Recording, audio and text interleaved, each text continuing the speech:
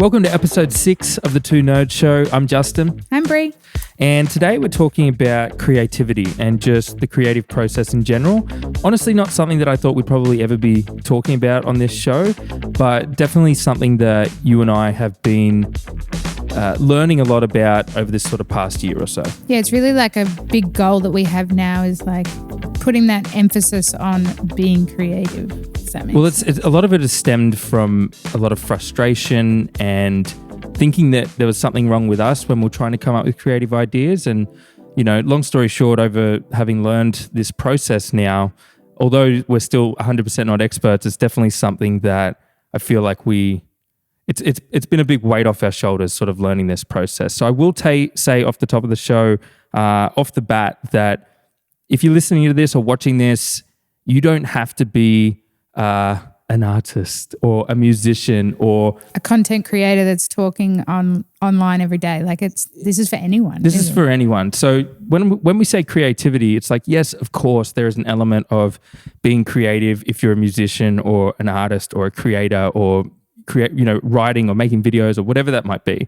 But we also just use creativity in everyday life. Like maybe you've got, maybe your kid's having issues at school and you're trying to come up with a solution around that. Maybe you're having problems at work. Maybe you want to just make a really cool hens party for your best friend. It's still creative.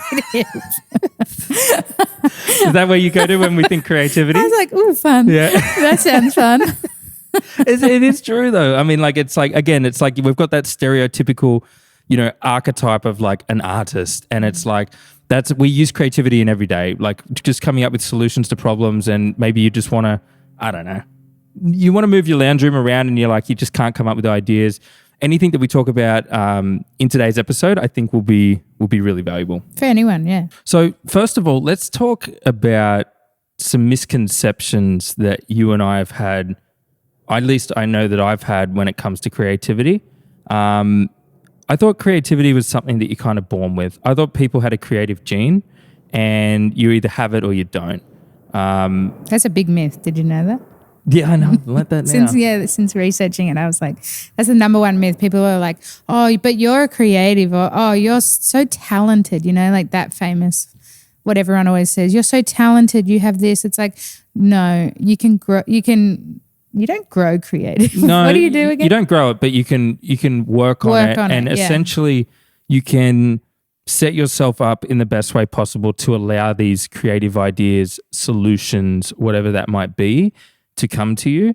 It's all to do with your environment, from what you had as a kid, what you've been through, what you're currently going through, all those sort of things all play a part in how creative you can be. Do you think that so like you said, just growing up then, do you think it plays a big part if you had it seems kind of obvious, but like creative parents and things like that? 100%. You're so used to looking outside of the box. You're so used to looking at the beauty of a flower and say your mum was a florist. You're used to being that like outside of the box thinker, which I feel. Yeah. I feel like, with the way I grew up and my family and stuff, definitely wasn't like a creative household or anything like that. I feel like you and your family, like, remember what was that thing that you used to? We used to play a game and it was like out of the box thinking, and you were all really good at that. Do you remember that? Yeah. It's like not logical. Yeah. It's the other side of that. The other side, yeah. And I feel like you guys were already like, because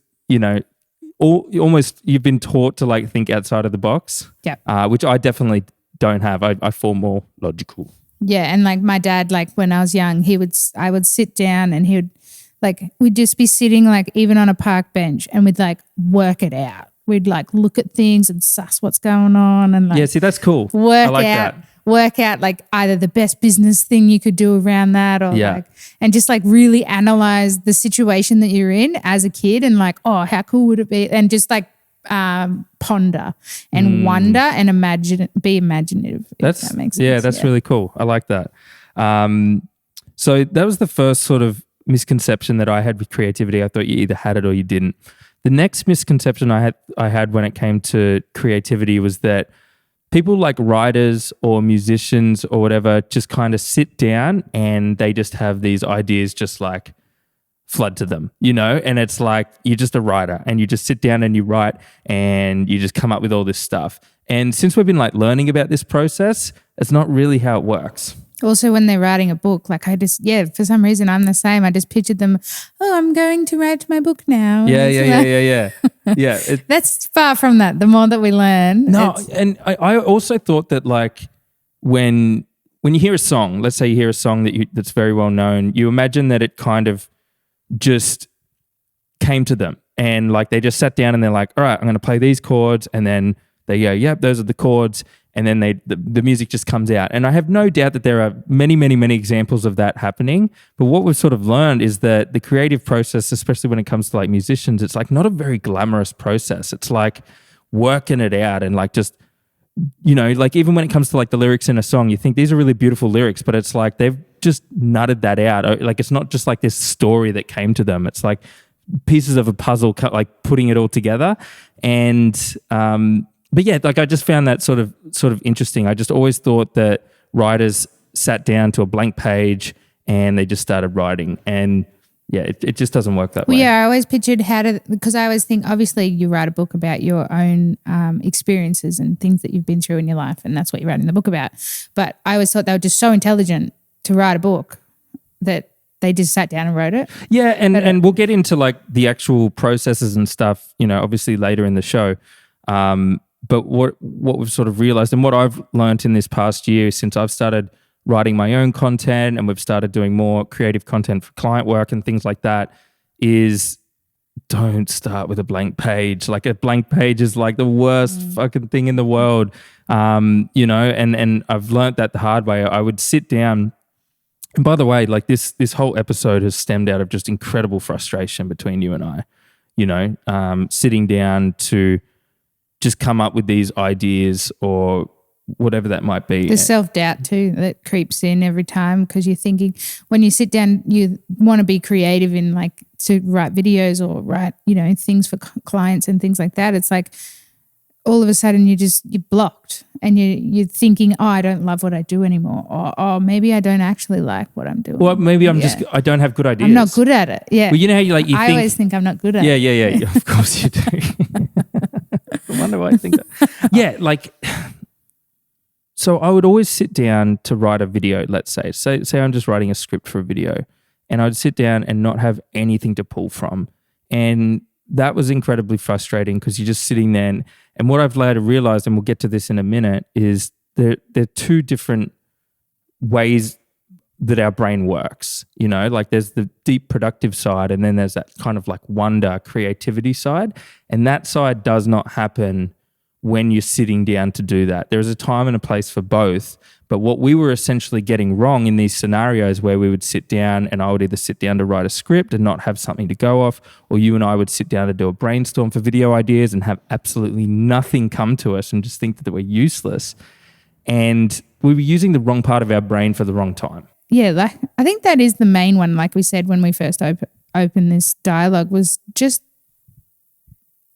you don't have to be an artist to be creative. And your life is, like, to me anyway, I think it must be a very high value. Being creative is so invigorating for me, and it makes you feel like you're being a better person within yourself. And it just really, like, if you don't have creativity within your life, no matter what it is, even if it is, like you said, moving the lounge room around, I feel like you're just not living life.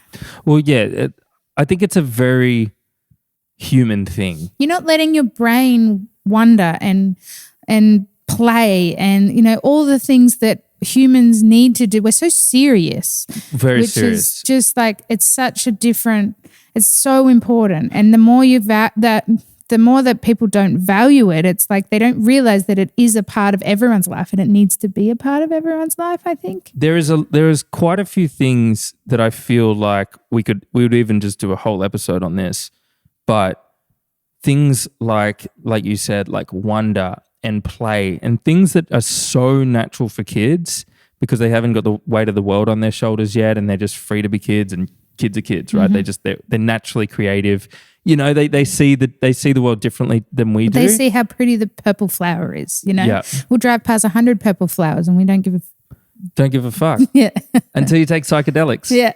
And then you think it's really, but you know what I mean? You're like, it's so beautiful. But that's, remember what I said to you, like when I had like a psychedelic experience, which was like, I felt like a little kid again. Like I could have, I was in a street and I felt like I could have wandered down that street for the rest of time because I just saw the beauty in everything. And that is such an important thing. I think like, cause obviously it's a part of being human. Obviously like being bored, being creative, these are like really important aspects of being a human that are just becoming less and less common. And I think, bringing those little aspects back into life is just so valuable. That's what life's all about. Yeah. Is trying to get back to that childlike.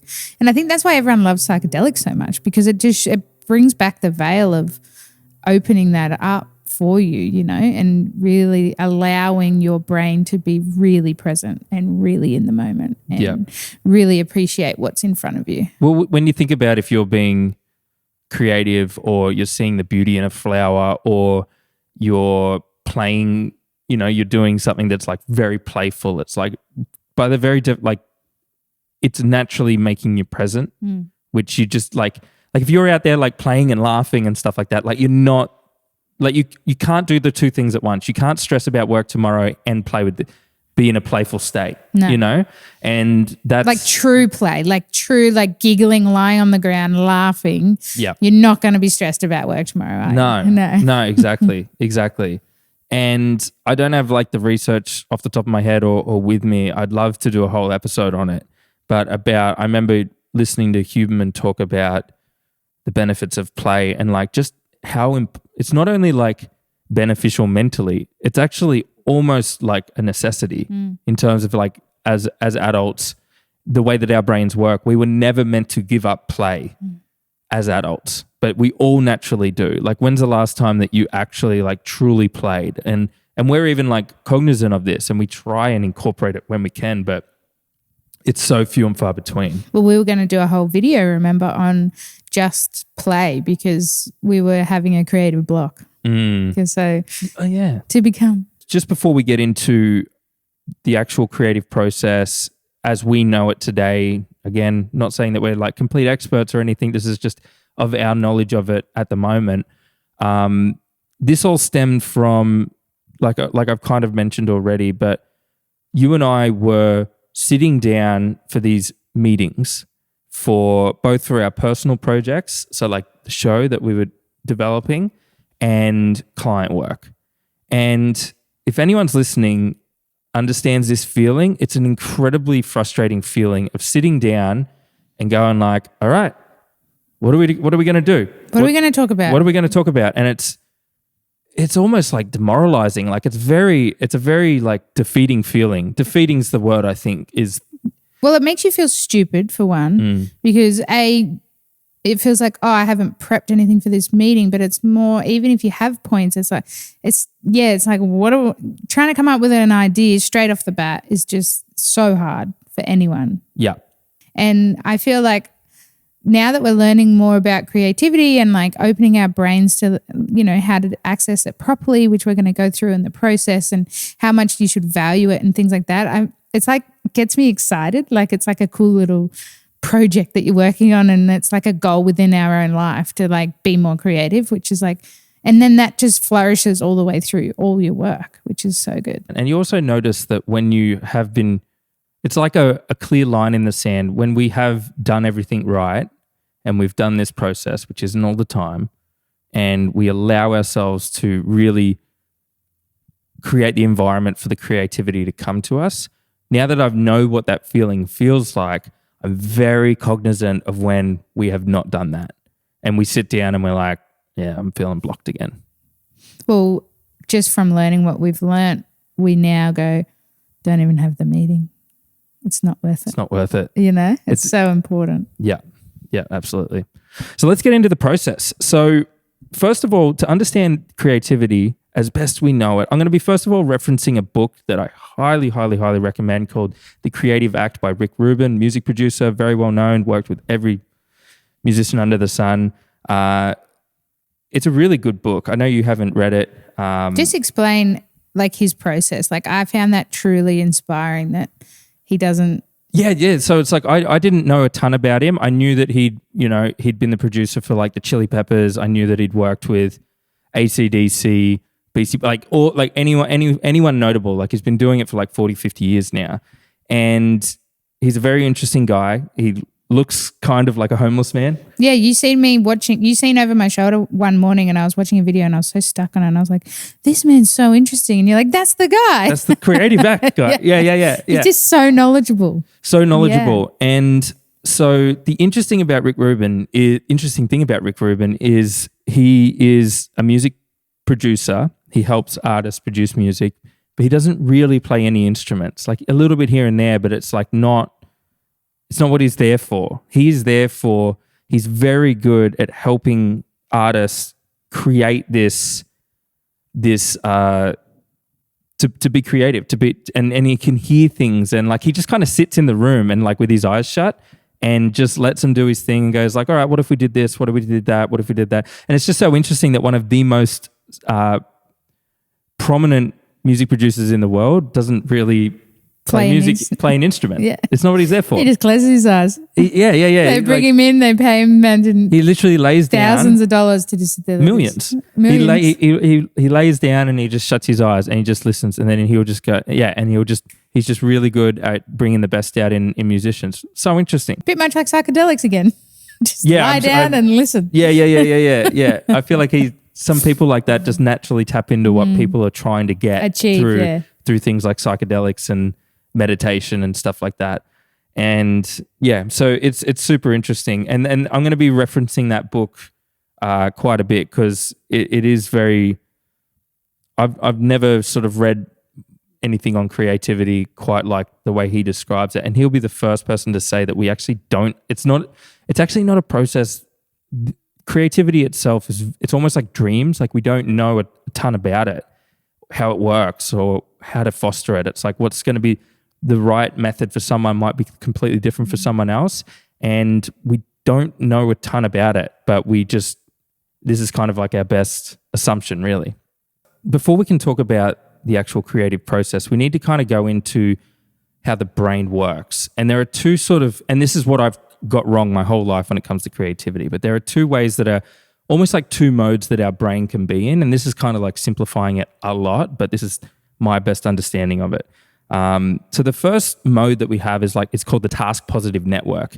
And it is essentially whenever you think of like deep work or productivity or really working on a task, sitting down and doing a thing, our brain's in the task positive network mode. And that's where I kind of thought the creativity happened, it's like, I thought that you sit down and you think about it and you wait for these ideas to come.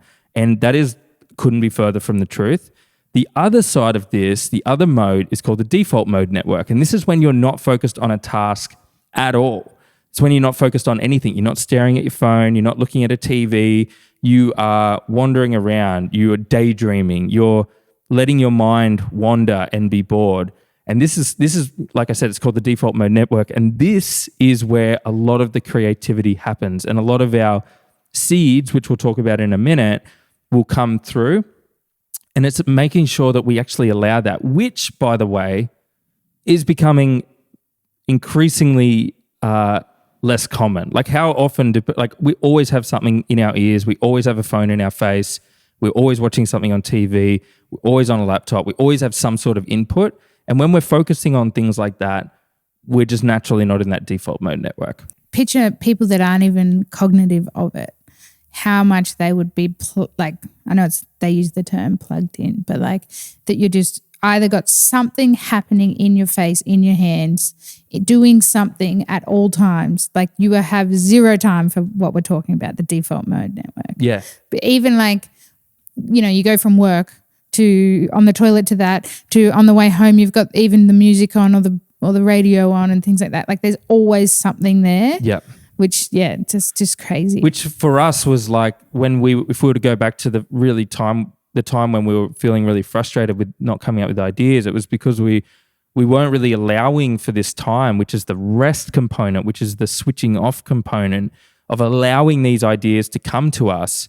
And we weren't doing that. It was all that task positive network. And we're sitting there wondering why we're not being able to come up with good ideas and make, let our brain sort of make like disparate connections. And because that's when it all happens, is when we're disconnected. And then we're trying to fill up any spot that we had with work because you think that's the better option. Yes. And you're like, okay, we have 2 hours here on a Thursday. We should be doing more work on, say, the show or the podcast. And it's like doing more work. We probably, now looking back, for all those times, we probably should have went for a walk and just let it go. Yeah. And this is something that we're definitely learning more about. We've done an episode on how we're trying to work less and get more done.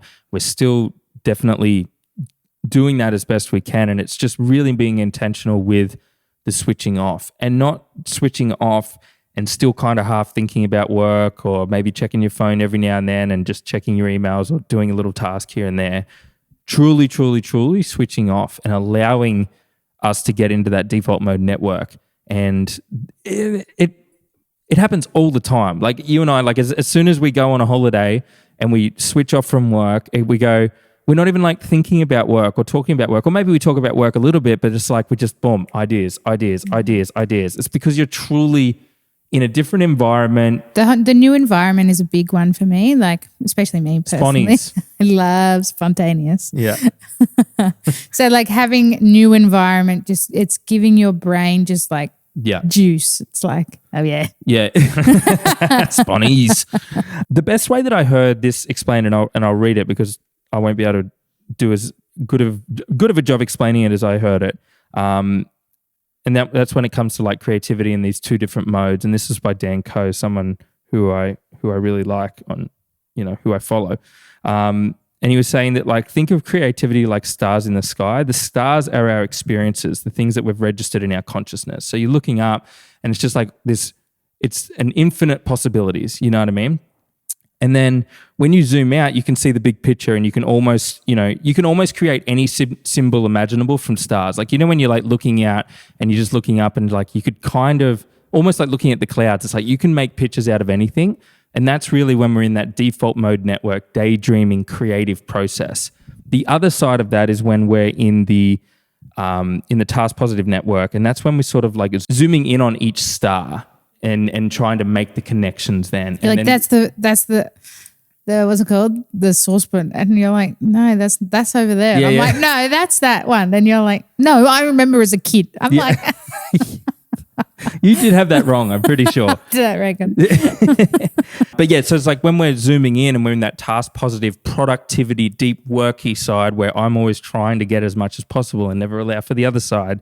That's sort of like I said, bringing those dots into the real world and focusing on one at a time and connecting the stars in a way that serves the message that you're trying to get across.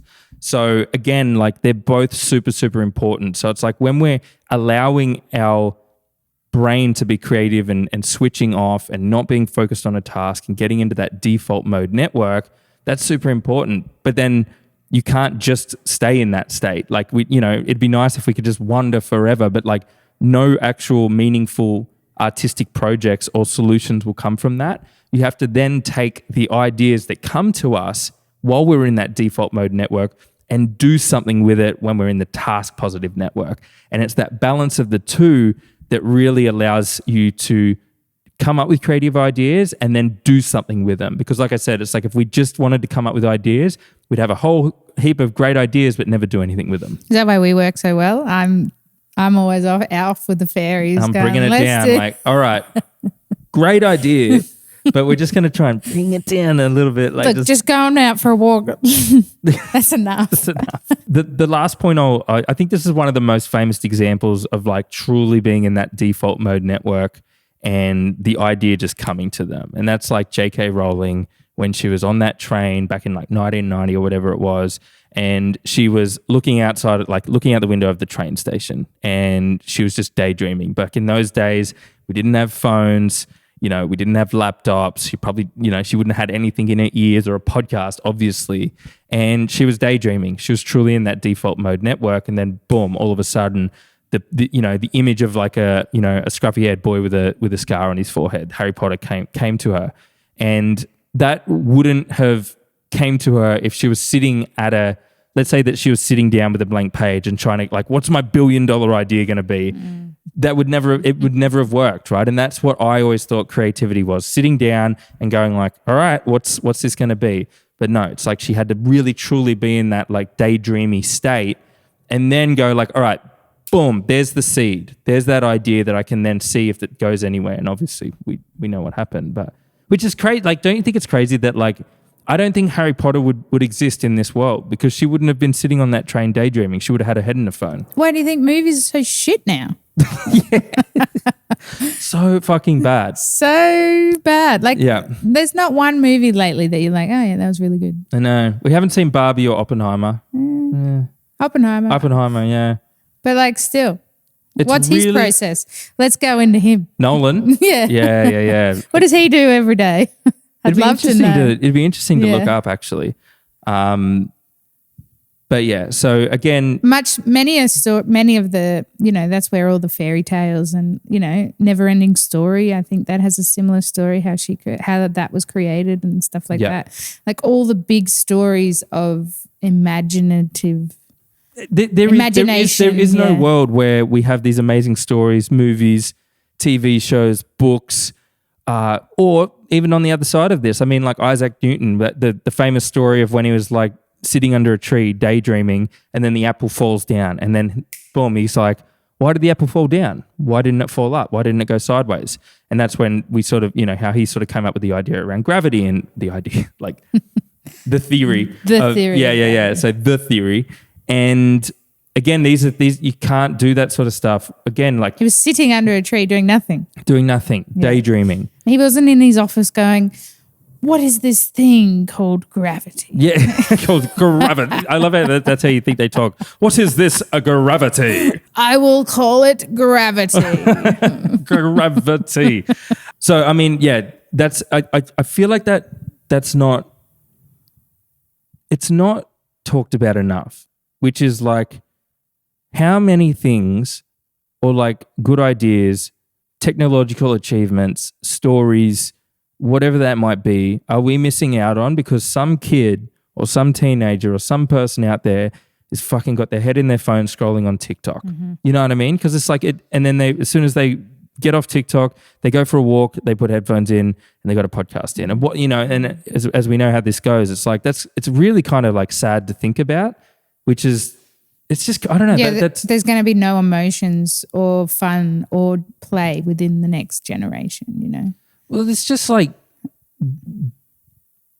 boring. Well, it's not that it's boring. It's just like sad. Yeah, it's a very important part of any technological, like any great idea has not come from been looking at that. It's like, oh, actually, that's a fucking really, you know what I mean? Well, it's like you know when you go for a walk and then you get to the beach and you're like, damn it, I forgot my phone. You know those days when you forgot your phone, you actually left it at home? Yeah. And you have that many downloads come in.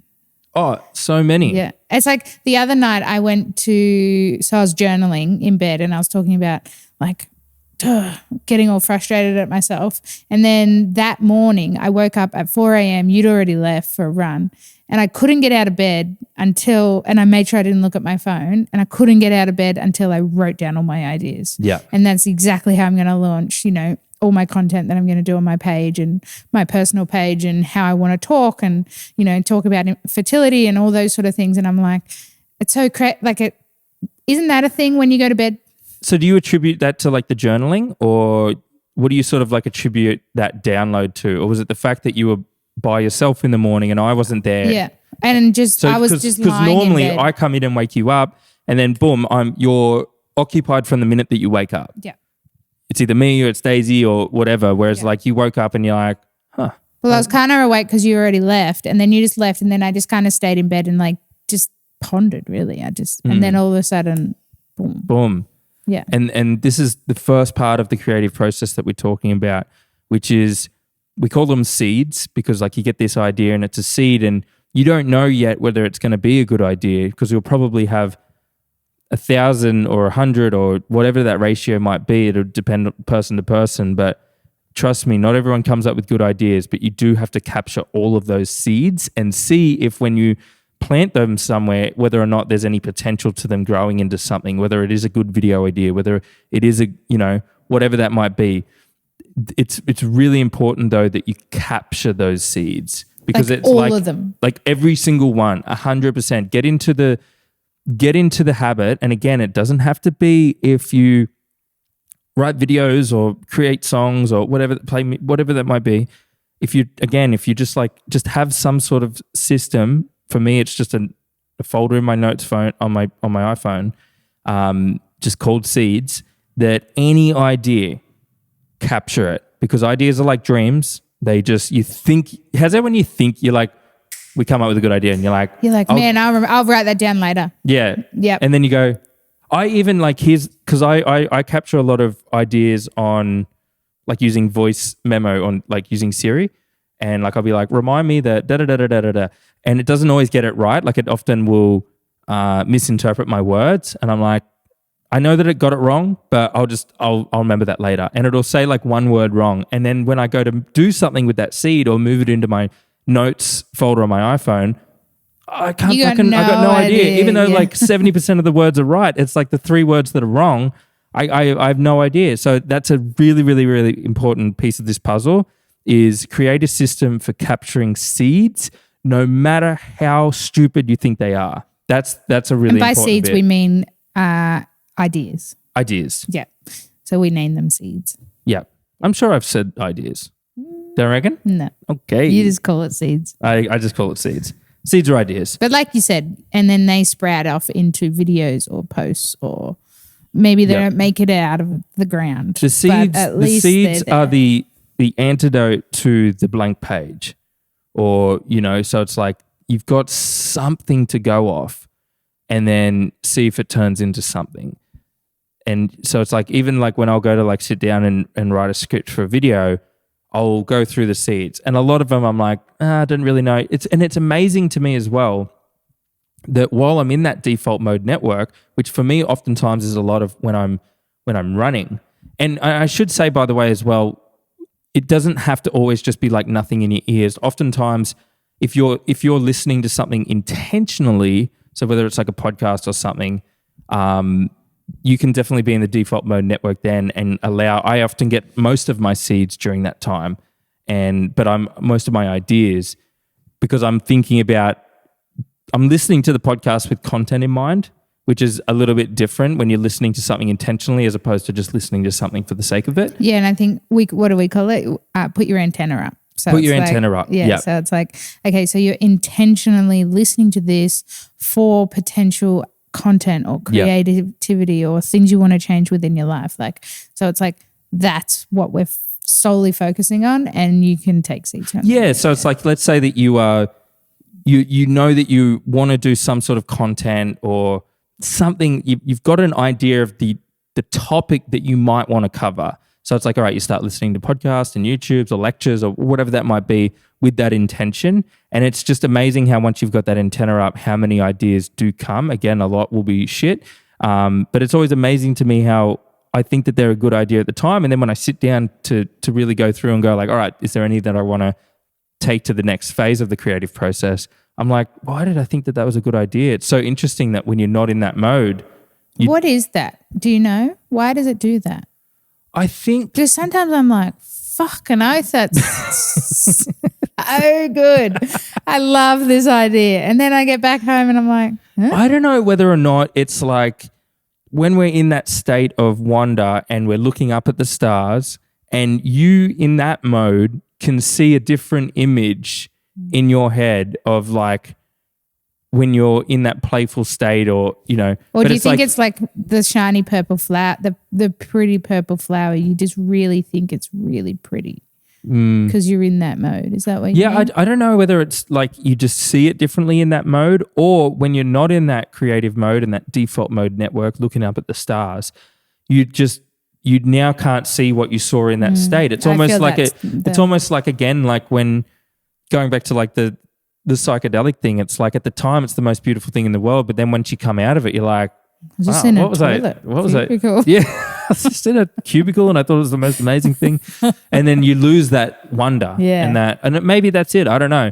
Or maybe you just see something differently, and I'm not too sure. We'll research that one. Yeah. That's interesting. Going back to allowing those ideas to come and thinking about when you're consuming intentionally, things like that. The way that Rick Rubin I heard him explain it was like, you remember when we were growing up and we had like the radio and you're going between different stations and it's like, but then you're like, oh, you can almost like hear a radio station coming soon, and it's like the antenna's up, and then like it's like oh no, you haven't got it yet, and then you go, and then it's like boom, it's like really clear music.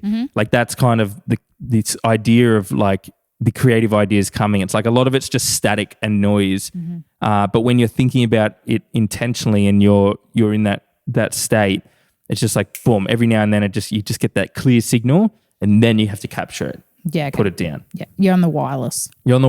That's right. Yeah, the AM radio. So that's the first part, is the creative process. I want to just iterate this again. Does not start at the desk.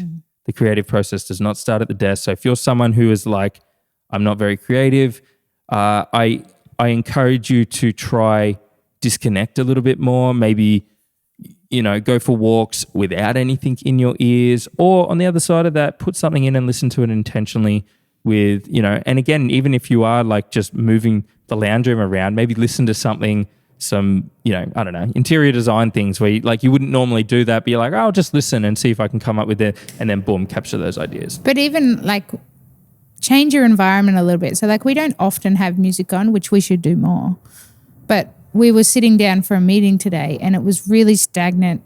The energy in the room was just like, yeah, nothing's coming. Yeah, nothing's coming.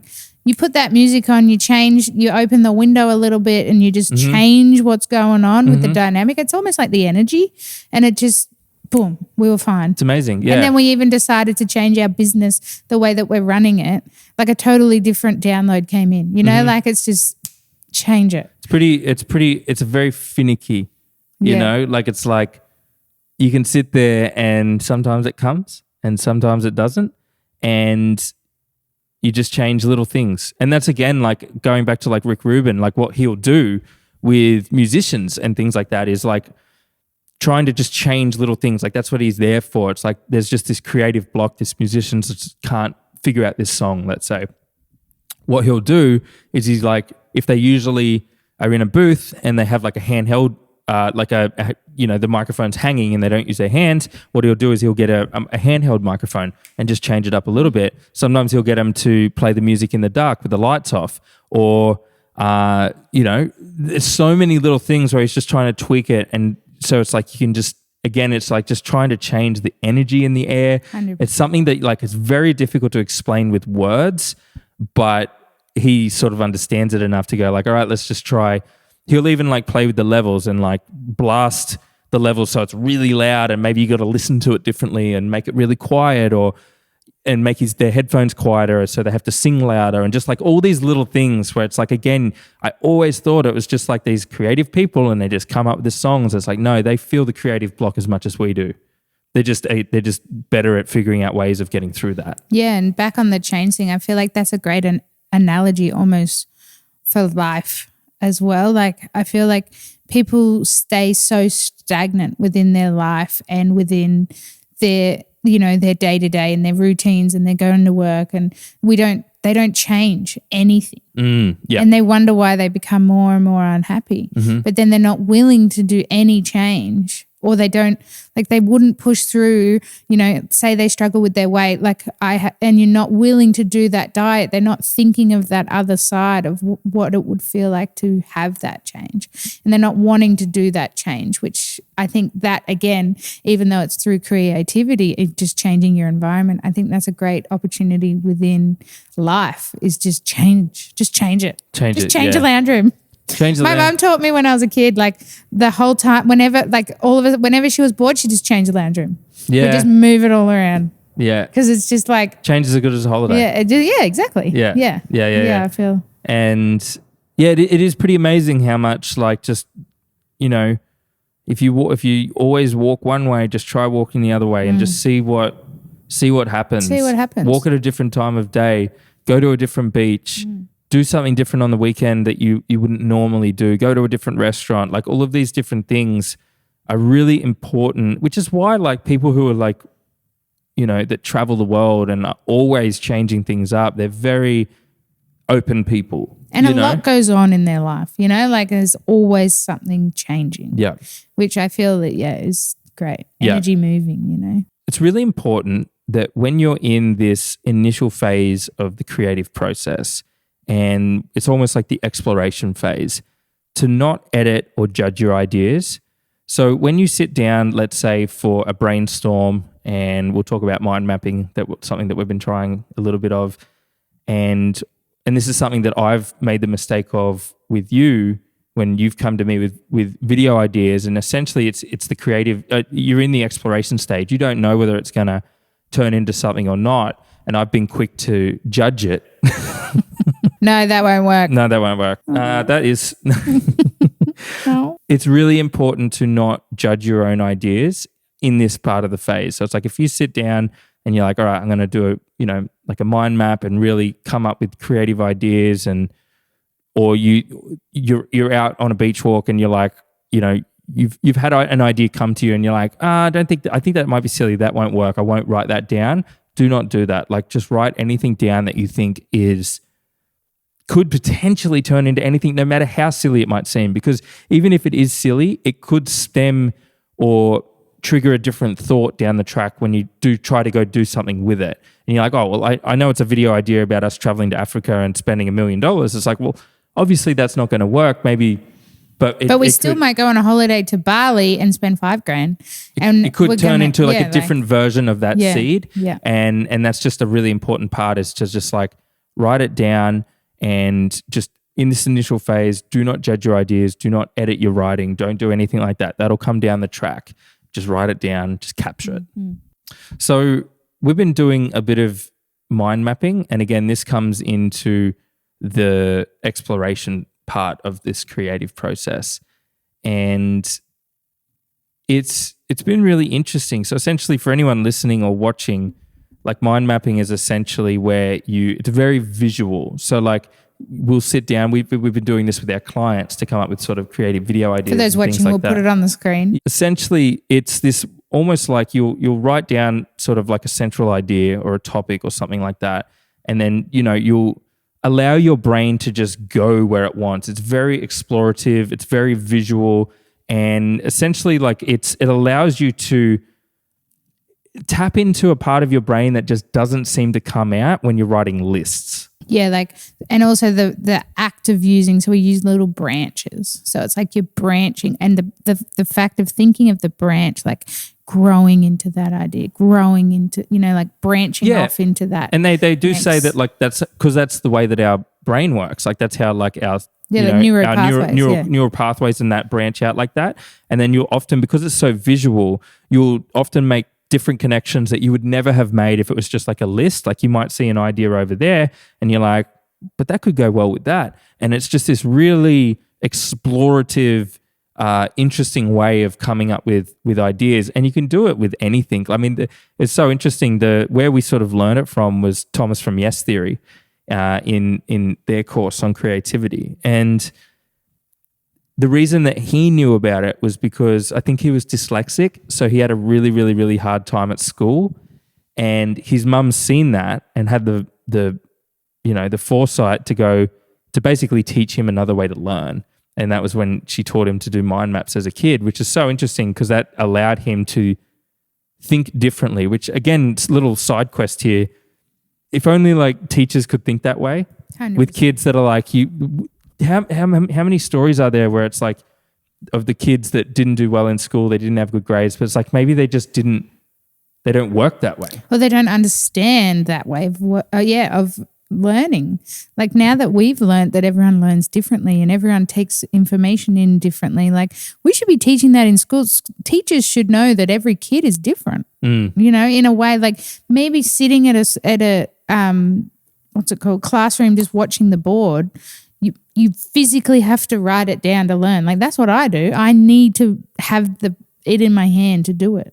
And like imagine if you knew that as a kid, how much easier you could do that times 10. Yeah, exactly. And it's just understanding how people work. Yeah, so with the mind mapping with the branches, I find, and then so a part of the main, like when you're doing it, like say for example, you said education, and then you go education into food ideas, and then food ideas, and then you write Korean and Japanese, and you know, and you keep branching. But if all of a sudden it just stops, just branch off that way. And that's what I find so relieving too when I'm doing the mind map, is just like, just change it up. Again, what I'm just saying, like just change it up. Like all of a sudden you're like, okay, let's go community, and we go the other way.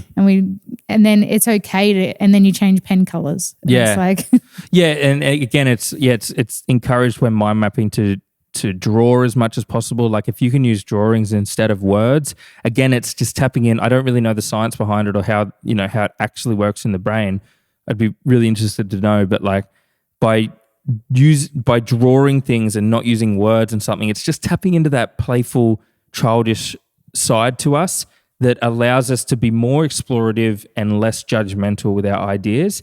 And that's really what can help you come up with better ideas and just really help in this early phase of like the creative process.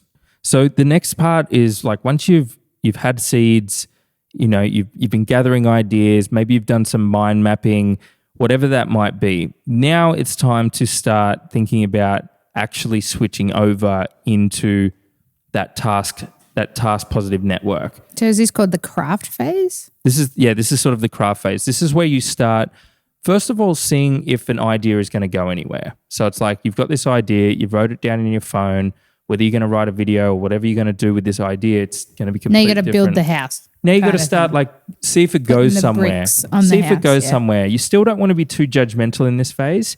You don't want to be like, nah, it's just not working. It's like, just start writing, see where it goes. And this is where it is really important to be, we don't want to be talking about like productivity and like deep work and stuff when it comes to creativity, because again, that's that default mode network. That's that other side of this. But this is a phase where it's like, again, if you want your creative ideas to really go somewhere, then that's where you have to foster that sort of environment to allow you to start going really deep with this stuff and really not being distracted and allowing your brain to, because again, like how many times have you been like, starting out with something, but you start switching tasks or looking at your emails and you let other people into your head for that day, and it's like that idea is not gonna sprout into anything good. Whereas like if you allow yourself not to be distracted, you shut the door, you put the music in, or you put your headphones in, your noise cancelling headphones, and really sort of see where that goes. That's really the next part of this, is allowing yourself to get into that deep work flow state. So after you've crafted, you're starting to build your ideas and you're building the bricks and you're getting like somewhere with your ideas. What do you feel like? How do you know that you've got a good idea kind of thing? Like, how do you know, okay, let's roll with this? I think it's a feeling. I think it's like a feeling of, because again, there's no right or wrong, because like because art is subjective and creativity is really subjective. And what's good to you might not be good to someone else, but it doesn't matter if it's not good to someone else. That's a point that Rick Rubin talks a lot about in that book, which is like the success of the art is not to do with anyone else or if it gets a lot of views on Instagram or YouTube or lots of whatever. Mm-hmm. It's about whether or not we enjoy it, the person who created it. And he sort of describes it as, if you feel like it's going to go somewhere or you feel like it should be the one to go somewhere, it's that feeling of excitement. Like, how like when you and I are like talking, shooting the shit and like coming up with ideas, and then every now and then like an idea strikes you and you get like really excited and you're like, ooh, I like that. Like that's the feeling. Mm-hmm. That's the feeling that we're looking for. And so again, it's like I don't have a really good answer for that. It's really just a feeling. And again, like you might for some reason that really hit home for me. Like that was really nice. I like that idea. What's that? Which bit? Just that art is objective, and that it really just gave me like a sense of like what I want, because I want to be a creator myself. And like, obviously our number one thing is always like the fear of judgment of others and things like that. But that just hearing that then for me just went, yeah, maybe it is what I like. And it shouldn't have to be what my sisters like or what, you know, my best friends like and all the people around me. It's what I like, because art is subjective. And that, that was it's really not, good. it's absolutely got nothing to do with what other people, the success of the piece or whether or not people like it. It's got nothing to do with that. And as soon as you start thinking about other people and what they're going to think about it while you're in this creative process, you've lost. Yeah. You've already lost. You know, again, referencing back to Rick Rubin, like he was saying, like even when it comes to, say, writing a book, it's like there is in no way, shape or form during that creative process, the writing process, should you ever even think about what the cover is going to look like or how we're going to market this book. Like it's not, you can't let that in. The creative process is very like sacred in that regards. And as soon as you start thinking like, oh, what is my sister going to think about this, or what are my friends going to think? You're killing what's going to make it great in the first place. But whether it's great or not is up to you. Yeah, like that even like changes my whole aspect of, even when someone says a book is good or bad, everyone is so different. Yeah. Everyone resonates with something differently. Like, you know, when they say, oh, it's the best book, read this book, when I do that to you quite often. Yeah. Like, yeah, I have to read my book. And now I'm realizing like it's only good for you in your time for you. Yeah. And it might not resonate, and you can't get annoyed with that person for it not to resonate like that. Yeah. I was listening to Andrew Huberman and Rick Rubin, like in sort of Ripper Convo. Very interesting. Sort of in prep for this conversation, and Andrew Huberman sort of said, he's like, I feel guilty, but he's like, I don't have that. The way that Rick Rubin was talking about the Beatles, which is just like, oh my God, like, you know, the fucking bee's knees, right? And Andrew Huberman's like, I feel guilty, but he's like, I don't get that feeling. He's like, am I wrong or am I right? And Rick Rubin's like, no, neither of us are right. That's the whole point. That's the whole point. Yeah, That's the good thing. The beauty of art is like, because I don't like, I completely understand why the Beatles were the way that they were and why that they're so iconic. And I understand the music side of that and the cultural side. The era of what the they era brought and what it brought. Like I fully get it. But when I listen to a Beatles song, it doesn't give me this like this feeling in my stomach or whatever that might be that like I can get from other music that I grew up with, that I have like a nostalgia with, whether it's whatever that might be, a 90s track or the Chili Peppers, whatever that might be, right? And that's the beauty of art is it's subjective. And I think that's something that I had to learn with my content and stuff like that, which is I had to stop thinking about what people thought of it, because it does really just, whatever idea you had it just fucking kills that. And I have to remember that I'm just doing this because I like to, like, it's my creative outlet. It's like I'll often find that like I'm better at talking through videos about things that are on my mind than I am at like trying to tell someone about it.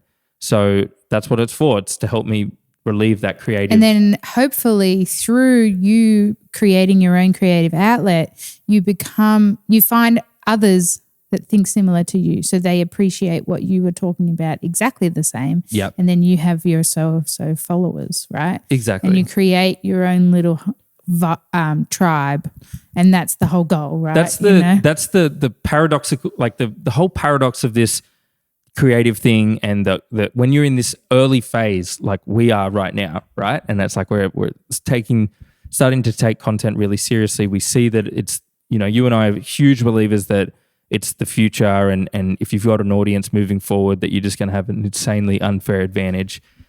But the thing is like in the early phases, the only people watching and listening are friends and family, and they are not the people who drive with the shit that I'm talking about. They're not my avatar. Like I've got maybe one or two friends that I think I would say that are like genuinely are the sort of person who I think would like my content.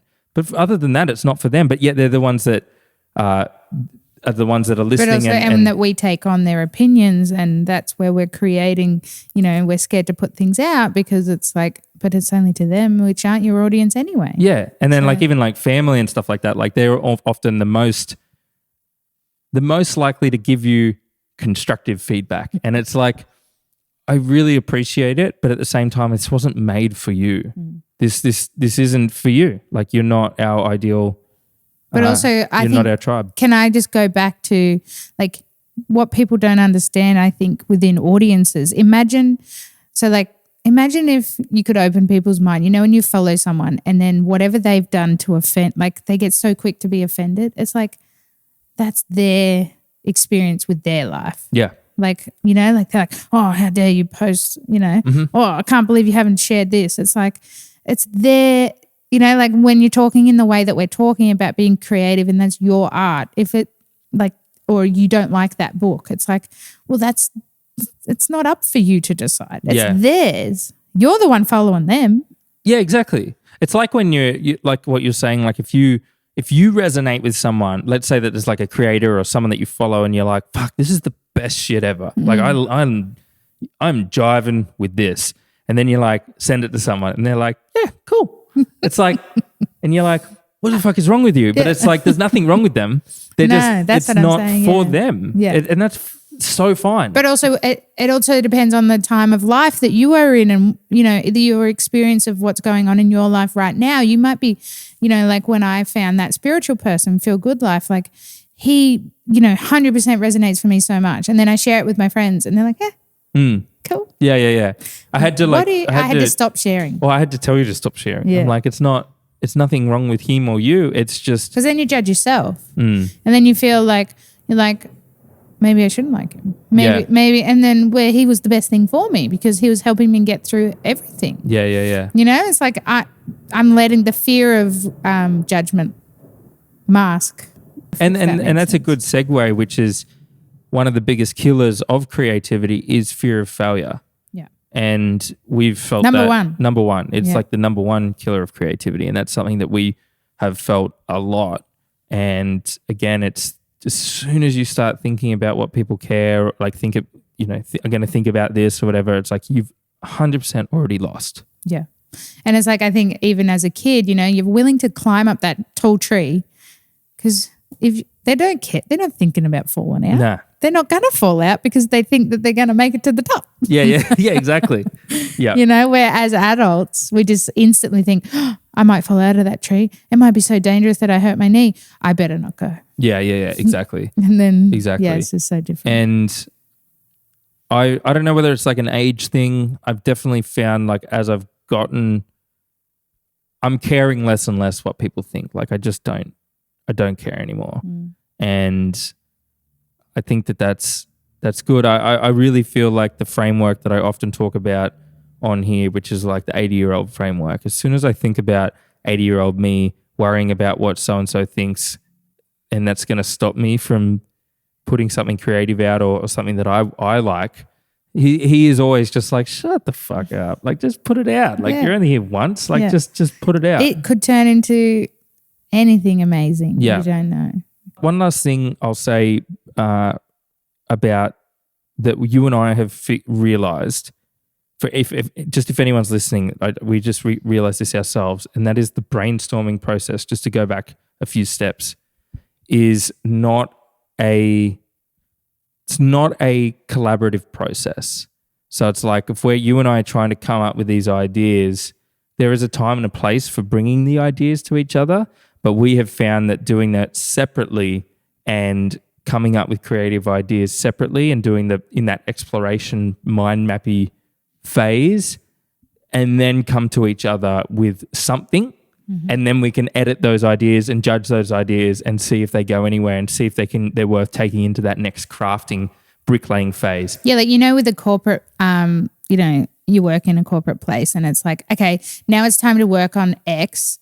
Let's all sit down in a room and we'll get together and think about the ideas. Like, you should so not do that. No, exactly. It's really frustrating. Everyone should go off, headphones on, even if they want to walk around, like do all the things that we're saying, do the mind map thing alone with no distractions. Don't let anyone in, and then come back for the meeting. And then your brain will just...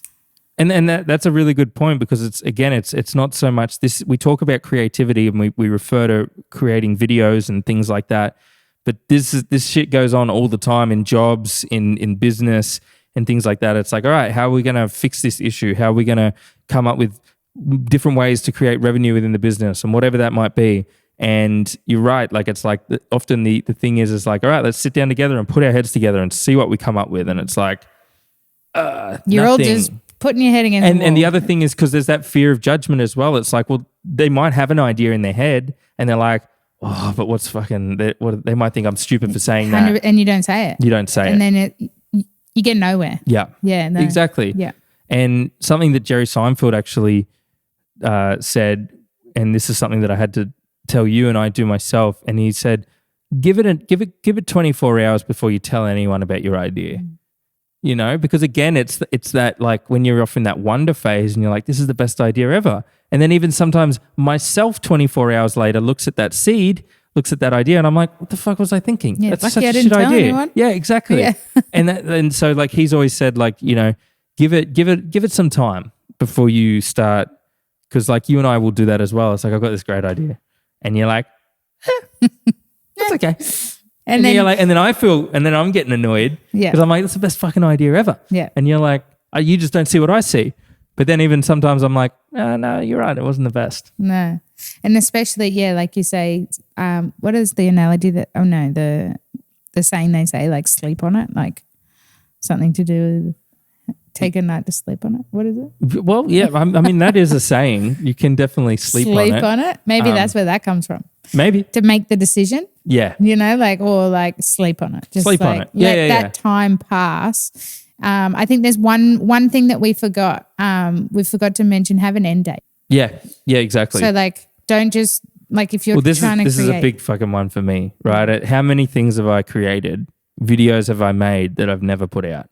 And this is again going back to fear of failure, perfectionism, judgment, judging myself, and thinking that this video defines me and all of my work for the end of eternity. When in reality, it's just an insight into who I am right now and my abilities right now and my skills right now. Mm-hmm. And that doesn't, I used to just always, I'd create these videos, edit them, put all this fucking work into it, and just get 98% of the way through and just go nah, I'm not going to put it out. I don't think it's good enough. But the paradox of that is that the way that you get better is by putting the work out. I was just going to say the improvement and the growth happens of you putting it out and doing another one. Putting it out and doing it. Yeah. Yeah, exactly. Where it would stop you from doing another one because you just failed at that one. So I just failed at that one. Yeah. Yeah, exactly. And that's really important, this part of this process. Set an end date, because I know for myself, I'll keep talking about creating videos because that's my creative outlet. Is if I don't have an end date, I can tweak that video until the cows. I can always find something else to improve. Oh, what if I do this? Oh, what if I do that? And you can kind of get to this point where it's like, now you're just procrastinating. It's like you need to set an end date and give yourself a little bit of pressure to get that piece finished. And I think that's a super important part of this process. Is set an end date and stick to that end date. Oh, one thing also we haven't spoke about yet is the value of rest. Yes. We are learning. We are learning. We're learning. God, we're learning. We're learning. Yeah. The importance of yes. rest. Yes. I'll let you talk on that. The rest is the missing part of this whole puzzle that we have just recently learned. And what I've been learning and trialing for myself, and when you start trialing things for yourself and you start hearing it more because you're more open to it and you start seeing that this is actually the way that a lot of people work, and that is this idea of working really hard and being very creative and really allowing those juices and that deep work and all of this stuff to flow, but offsetting that, the yin to the yang, with just as much resting really fucking hard and allowing your your resources to replenish, your brain to, your nervous system to recover. Because although we're talking about being creative and getting into a flow state and like getting into like the deep work side of things and allowing your brain to wander, like these all take a lot of mental energy and a lot of resources. And if you don't fill that battery back up, which we never did, because we can get into why that is in a minute, and what we thought was filling our cup up, which is just relaxation, it's not recovery. And by doing that, you just slowly deplete the battery until eventually you're like banging your head against the wall because you're just stuck on creative ideas again and you're not getting anywhere. So again, the rest and the recovery side of things is so important. I was even just listening this morning to Rick Rubin talking with Ryan Holiday, and he was saying that he used to be in the studio with the musicians for just hours on end. But what he's found is that you're not working for that entire time. Like the rest of the time, you're kind of just fluffing about and you're not really getting anywhere. There's only usually that 4 or 5 hours that is like really productive and they really make any sort of leeway and move the lever in whatever sort of creative thing that they're doing. And so now he doesn't stay in the studio. Like he makes sure to eat lunch before he gets there. Again, coming back to this idea of like sprints, getting in there and working really hard for a set period of time and then recovering really hard. Get out of the house, get out of the studio, get into the sunlight. Don't take your phone. Like really offset that. Yeah. And we only learned actually yesterday to do with rest is, we thought at least resting and lying down on the lounge and watching TV, or not on your phone, but just like enjoying a movie or watching Netflix or something, that's classed like as a switch off, right? A switch off. Yeah. It's classed as rest, right? And we've slowly learned, if not just yesterday. Yeah. So there's a difference between rest and recovery, or relaxation and recovery.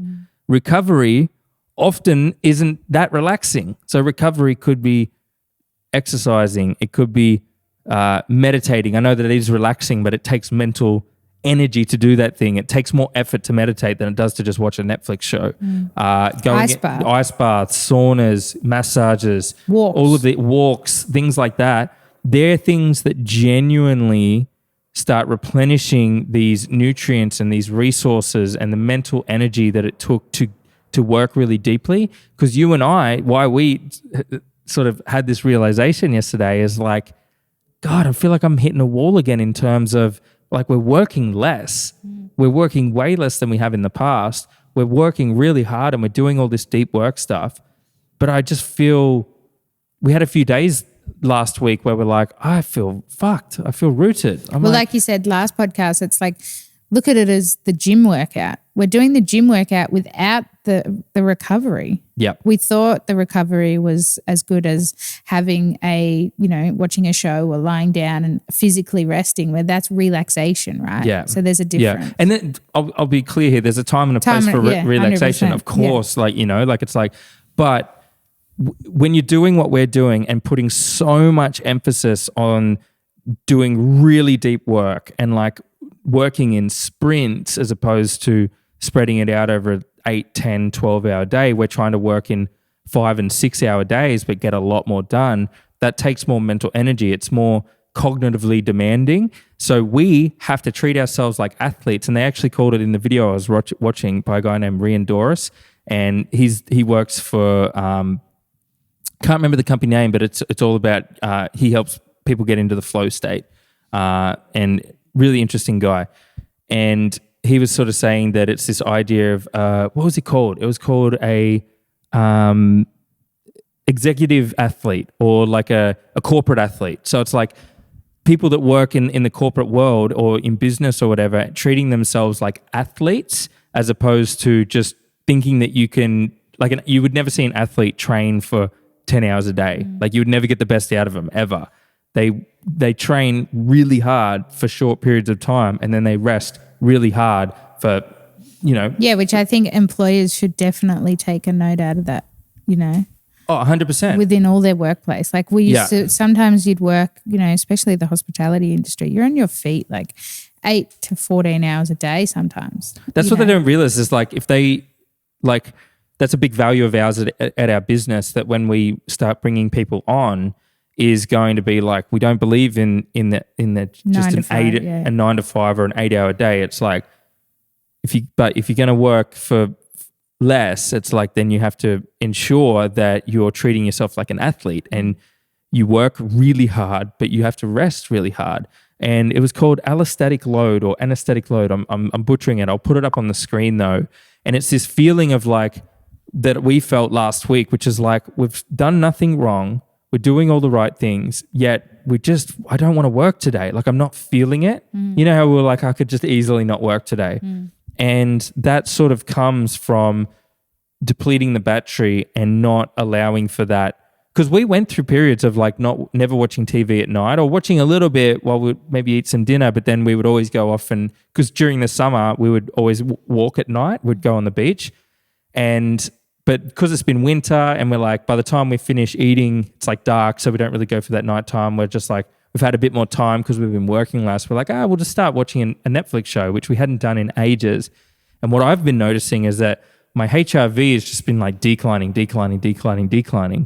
And because I train every day, we work, really hard for those periods of time, and we're not filling that battery back up. But yeah, so long way of saying that if you're finding that you're having issues with the creative process or just work in general, or even just work in general, and you're feeling like just that feeling of like, I just don't want today. Like, I'm just tired. Not physically tired, just like mentally tired. I feel mentally tired is also comes from obviously dopamine and all that's another video, but just getting back out and understanding it can be creative juices depleted, and you're just feeling that lack of. Well, I feel it all the time when I'm editing a video, and I'm like, because I when I'm in that task positive network, I'm in deep work. I shut the door, blinds are down. I'm doing one thing at a time.